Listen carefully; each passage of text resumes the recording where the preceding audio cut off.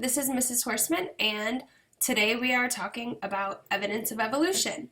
First of all, I wanted to show you my shirt. I am science teacher because freaking awesome is not a job description. I love this shirt, so thank you to my kiddos that got it for me. Shout out to them. So I wanted to talk to you today about evolution and evidence that supports that theory. There are some really great video clips. They're called evolution primers, and I really encourage you, we're going to discuss them in class, but if you don't get a chance to see them in class, or if you're just watching this video because you want to get caught up on evolution, then I highly encourage you to go on YouTube and type in evolution primer. There's like 4 or 5 of them, and they really do a great job of explaining what evolution is and what it looks like. If you look here, it's this is the evolution of the modern day horse. So we're looking at organisms that change over very long periods of time because of genetic mutations and because of genetic changes, and those changes being passed on through their traits, generation after generation after generation. So love, love, love Neil deGrasse Tyson, and he said the good thing about science is it's true whether or not you believe in it. So guess what? Evolution, we have so much scientific evidence that supports evolution. You can't deny that it's there. So we're going to talk about what that looks like today. But first I wanted to talk to you about formation of new species. When I talk about speciation, or the creation of a new species, species are considered new when their organisms can't interbreed successfully anymore because of natural selection. And there's different ways that can happen. If you look down here, we've got 2 different squirrels. They were separated geographically over 10,000 years ago, and look how different they are now. We've got one squirrel here who is a very dark squirrel. He appears to be maybe a little bit smaller, and his ears look different than this one right here. We've got a lighter coloration here. We've got white on his belly here. It looks like he's got some higher arching ears. Those organisms are very specific to those environments, and because they were separated and mutations happened in their DNA, they look very different now. They are 2 totally different species, although before they began as one species in one area. Mating seasons is one of the reasons that, well, let me go back really fast. If you look here, the following are contributing factors from natural selection to form a new species, or what we call speciation. So we know that environments change all the time. There are different geological changes, there are different climate changes. That's just part of the earth. It's always changing. So because environments change, other things are changing too. One of those may be mating seasons. It says organisms of populations become geographically isolated. There are mutations that occur, and then it further splits those 2 populations apart. So look here, we have a graph of some mating seasons of frogs that live in the same area. And we've got a wood frog, a peeper frog, a leopard frog, a pickerel frog, a tree frog, a green frog, and a bullfrog. They are all frogs. They probably could come together and mate and create offspring. However, we have different mating seasons. So if you look here, the peak mating activity of a wood frog occurs before a peeper frog. Peeper frogs and leopard frogs, it looks like they might overlap a little bit. They could interbreed. There might be some other things going on that cause them to not be able to, but those are definitely different mating times than the pickerel frog. And then way over here, so like over a whole month later, we have another mating season for a tree frog, and on and on. So the mating seasons, because of climate changes, because of changes that have occurred in that one area, have created different species of frogs, and they can't interbreed because they have different mating seasons. So how do we know evolution happens? We're going to look at a few different things. The evidence that we have for evolution is overwhelming, and one of them is looking at fossils. We're also going to look at comparative anatomy, and if you know what anatomy means, we're looking at different body parts. And if we're comparing them, we're going to look at similarities and differences. And then we look at embryology, the development of organisms, and then we're also going to look at DNA sequences. So check this out. Influenza, providing empirical evidence for evolution since 1945. Evolution is the reason that you should get a flu shot every year, because the flu virus is changing always. It is always mutating. It is always creating new strains. It is evolving. Because because viruses and bacteria are so small and it doesn't take long for them to reproduce, they can actually evolve very quickly in the time span of months, as opposed to other more complex organisms where it takes much longer. So let's talk about the fossil record. The fossil record is actually creating a geological timescale, and we know this because scientists can go back and can get rough estimates of how old all of those fossils are. And then when they take all of these fossils and they put them in a chronological order, you can actually see this amazing landscape of organisms and how they have changed over time, and you can start making connections. And that's exactly what scientists do. Just so you know that a fossil is a trace or remain of an organism that lived extremely long ago. For example, an impression left in rock. So right here, this is a plant. Plant is very soft tissue. This isn't actually like bone that's preserved, it's soft tissues that are preserved, or an impression that was preserved in a rock. This is an actual fossil. These are extremely old bones that have been preserved in a rock.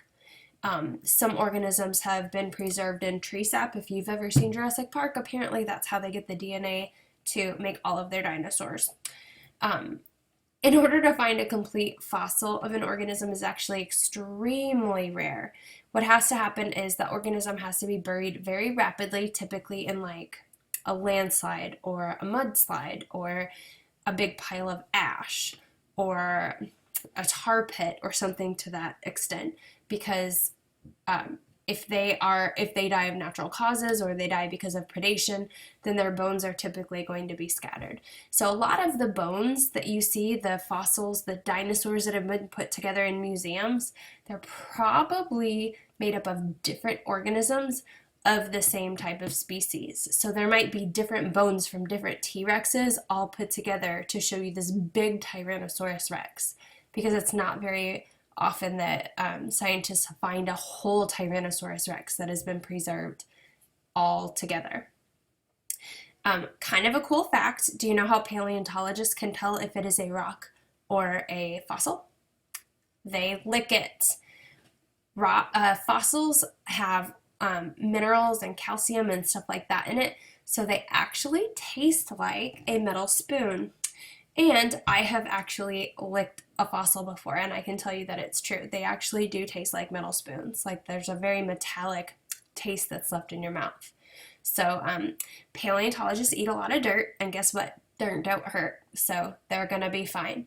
But what they do is they look at sediments. They dig and dig and dig and dig until they find something that they think might be a fossil or might be some kind of evolutionary sign. And they are going to analyze the sediment that's around that fossil, and they're going to determine how old they are because of radioactive dating. They're going to see how much of the atoms are left in that rock or in that fossil, and they're going to figure out how old it is, and then they're going to figure out, they're going to make like a tree or like a chronological order from youngest to oldest of fossils. Kind of cool. Another evidence of evolution is looking at anatomy and development of organisms. So scientists compare the anatomy between different types of organisms, and because of that, they look at similarities in body structures.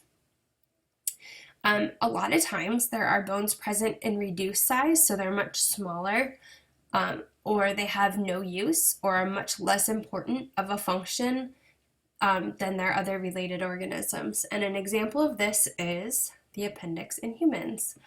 Humans do not use their appendix anymore, although there are some articles that will contradict that. But for the most part, the only function that appendixes have in humans anymore is to get infected. And that's not a good thing for us. We don't use our appendix like our ancestors used to. So there really is no significant function. You can live without your appendix. And actually, some people have been born without appendixes before, and they have survived just fine. We call those vestigial structures. A vestigial structure is a structure that is evidence of an organism's evolutionary past. It's something that they have within their body system that they don't use anymore. And an example is the hind limb of whales. If you look here, we know that whales are mammals and they swim in the ocean, right? We all agree with that. Okay, so here is a design of a whale tail. The tail bone right here is an extension of the spinal cord with all of these vertebrae that are wrapped around that spinal cord to protect it. So the tail itself is an extension of the tailbone. They also have a pelvis and a femur. So do you. What do you use your pelvis for? Where is your pelvis? I will tell you right now, I'm sitting on my pelvis. Your pelvis is your hip bones, okay? And your femur is the big bone that's in your thigh. We use those to walk and to dance and to run and jump and all of those things that we're able to do because we are bipeds, which means we walk upright on two legs. Well, whales don't use those. They swim in the ocean. They don't have hind limbs. But if you look here, they actually do have a pelvis bone and a femur. These are vestigial structures. Those are structures that show us that they are related to organisms that do walk on land and do have a functional pelvis and femur bone. So think about it this way. Hip bones are V-shaped, okay? So if you turn that upside down, hip bones are V-shaped. The vestigial structures that are there but aren't in use anymore. And we do have other examples of those that we will actually talk about in class. So keep that in mind. The opposite of that then is homologous structures. If you remember, we've talked a lot about prefixes, and the prefix homo means the same. So homologous structures are looking at structures that are very similar within different organisms. And because of that, scientists believe that those also can be found in common ancestors of those organisms. And this shows that those organisms show an evolutionary ancestry. So if you look here, this is a human arm, okay? So we see the upper arm here. This part right here is the lower arm. And then down here are the fingers, or what they call the phalanges, okay? This is a cat arm, or a leg, or whatever we're looking at here. So this is the upper part, the lower part, and these are the bones that make up the cat paw. Wow, those look a lot like this human bone structure. All of the same bones are there. They might look a little bit different because cats have different physiological uses for those anatomical structures, but there's so many similarities. You can't deny that those are so much alike. They had to have come from some similar organism that is in their ancestral past. We have just talked about whales that are mammals, right? Yes, whales are mammals. And we have the same thing here. We have, even though this bone is much shorter, it's still the same type of bone. We have these two bones together right here, same thing. Now, whales have, the phalanges are much longer, but they're still there. They have 1, 2, 3, 4, 5, and this all makes up the flipper of the whale. And then bats, another mammal, also have the same type of structure. Their phalanges are shaped a little bit differently, but they still have the same bone structure, or the idea of that bone structure. So this is definitely evidence that we have all shared a common ancestor way back when. The first mammal, maybe. Okay, so when we talk about embryology, we're talking about the development of organisms. So understand that the development of embryos is similar among the different species of vertebrates. And vertebrates are organisms that have a vertebrae or a spinal column. Okay, so basically animals that have bones. This also shows that these species share evolutionary ancestry. So if you look here, we have the development of a fish embryo into a viable offspring. We have the development of turtle from embryo to a viable offspring. Now this is a salamander, and a human into a human baby that's about to the point where they can be born and become viable. Okay, so if you look, all of these have very similar structures. They look almost exactly alike at the very beginning of their development. They all started out as one fertilized egg cell, and then they became these multicellular things that look a lot alike. We started out, look, this is a human. We started out with a tail. We started out with gill slits, just like a turtle, a salamander, and a fish. We all ended up looking fairly different from each other, but that shows that we have common denominators with all of these other vertebrate organisms. And the last thing that I want to talk about really quickly is evidence of evolution as similarities in DNA. There are a lot of species that share very similar amounts of chromosome numbers, which means they have very similar genes, which means they have very similar DNA sequences. And remember, those DNA sequences code for the chains of amino acids, which eventually become the functional proteins in those organisms. So this picture, while it looks a little silly, this baby's, I want you. What percentage of your genes do you share with other organisms? Well, we have 23 pairs of chromosomes. If you think about that, chimpanzees have actually 24 pairs of chromosomes, but we have 98% of our DNA exactly the same as a chimpanzee. Same thing with mice. We have 92% of our genes that are the same as mice DNA. We share 44% of our DNA with fruit flies. Yeast, which are single cellular organisms, we share 26%, and plants, depending on the plant, about 18%. That is crazy. How can we all have these same exact DNA sequences if we weren't, from way back when, related on the evolutionary chain? It's a question to ponder. So, I hope that you liked the shirt that I showed you earlier, and if you did, then I really hope that you consider this shirt. I do accept bribes. So I love this shirt because it shows the evolution of mankind, and we have a man here standing here, and he turns around and looks and says, "Stop following me." I just think it's clever. Just a couple other examples of natural selection. Tuberculosis is a bacterial infection, and that bacterial infection can be treated with antibacteria. So medicines that you can take. However, that tuberculosis has created strands of antibacterial resistant strands of that disease. So some people are getting extremely sick, and it's really hard to treat them because they don't have that those bacteria are extremely resistant to the bacteria, the antibiotics that we take. Welcome, my daughter. If you look here, Darwin's finches. So one of the things that we talked about previously was Darwin going on all these excursions and finding all of these samples.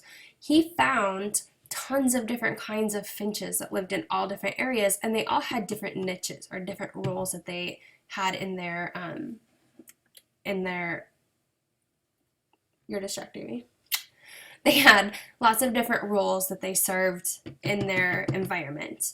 So if you look here, this one is more likely to be eating nuts and seeds and stuff like that, whereas this one is probably going to be eating nectar or trying to get at little itty-bitty bugs that are hiding in small crevices.